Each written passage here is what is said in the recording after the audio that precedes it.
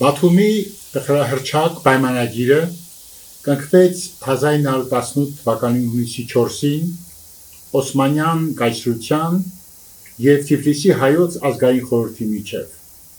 Թուրքիայի կառավարության անունից պայմանագիրը ստորագրեցին Խալիլ բեյը, Վեհիբ Փաշան,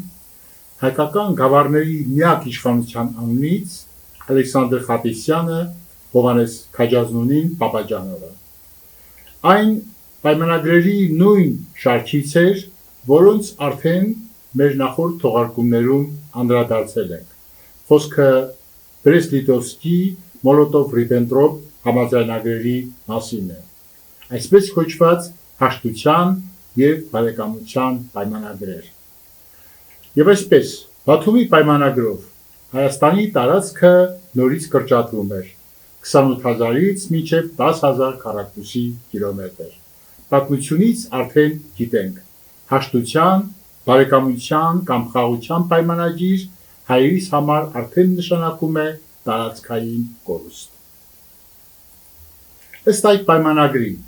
պետք է վերանային ֆիդայական բոլոր կռվող ջոկատները, զինված խմբեր Հայաստանում պիտի չլինեին։ Զորավար Անդրանիկը և նրա ջոկատը հայտարարվում էին օրենքից դուրս։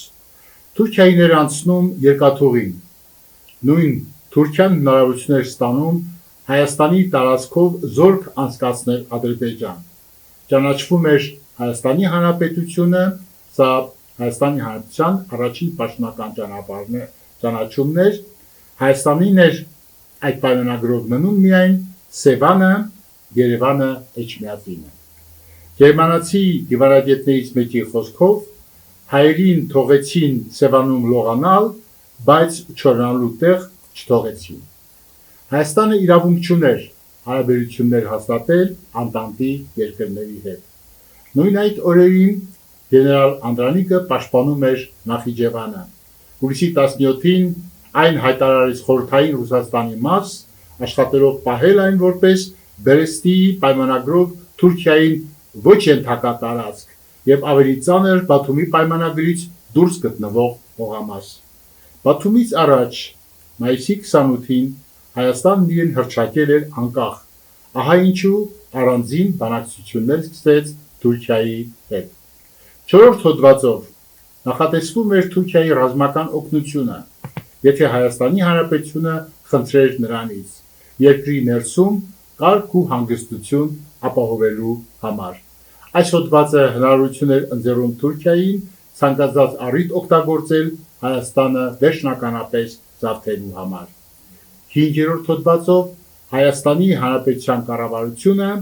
պարտավորում էր թույլ չտալ իր տարածքում հակաթուրքական զինված խմբերի կազմավորում։ 6-ից 10-րդ հոդվածները հիմնականում ուղղված էին Հայաստանում իսլամադավան բնակչության իրավունքների պաշտպանությանը, որը թուրքերի համար կարևոր էր և հիմա էլ կարևոր է,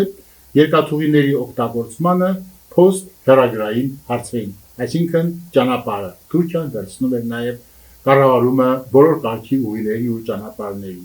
Թուրքական կառավարությունը իրավունք էր վերապահում Հայաստանում ունենալ իր ռազմական կոմիսարները, այսինքն ներկայացուցիչներ պիտի լինեին թուրքական զինվորական ներկայացուցիչներ, որոնք հետևելու էին խճուղային ճանապարհներով թուրք զորքերի անարգել փոխադրումներին։ Բաթումի պայմանագիրը, սիրելի բարեկամներ, ինչպես արդեն ասացի, Հայաստանի Հանրապետության առաջին արտաքին քաղաքական ակտն էր։ Այդ պայմանագրով Հայաստանի Հանրապետությունը, սակայն, ամբողջապես կախման մեջ էր ընկնում Թուրքիայից։ Անդրանիկ Օզանյանը խիստ բացասաբար էր վերաբերվում Բաթումի պայմանագրին։ Նա այն համարում էր հարկադրանքով ընդունված և Հայաստանի ազգային շահերին հակասող պայմանագիր։ Անդրանիկը հրաժարվեց ճանաչել պայմանագրի սահմանները և իր զորքով շարունակեց մնալ Զանգեզուրում, նպատակ ունենալով պաշտպանել հայ բնակչությանը և կանխել տարածքային անցումները Թուրքի վերահսկողության տակ։ Հայաստանի կառավարությունը պահանջում էր Անդրանիկից դադարեցնել ռազմական գործողությունները։ Չնայած դրան, Անդրանիկը երկար ժամանակ շարունակեց իր գործունեությունը, համոզված լինելով, որ պայքարը պետք է շարունակվի հանուն հայկական հողերի պաշտպանության։ Ես երբեք չեմ ճանաչել եւ չեմ ճանաչի Բաթումի պայմանագիրը։ Այս էր մեծ զորավարի կարծիքը այդ պայմանագրի մասին։ Երևի ամսաթվին հետևելով նկատեցիք, որ Բաթումի պայմանագիրը կնքվել է հերոսական Սարդարապատից, հերոսական Բաշ ապարանի հաղթանակներից անմիջապես հետո։ Այսինքն մենք չենք կարողանում, մենք չենք կարողացել մեր հաղթանակները վերածել հաղթական պայմանագրի։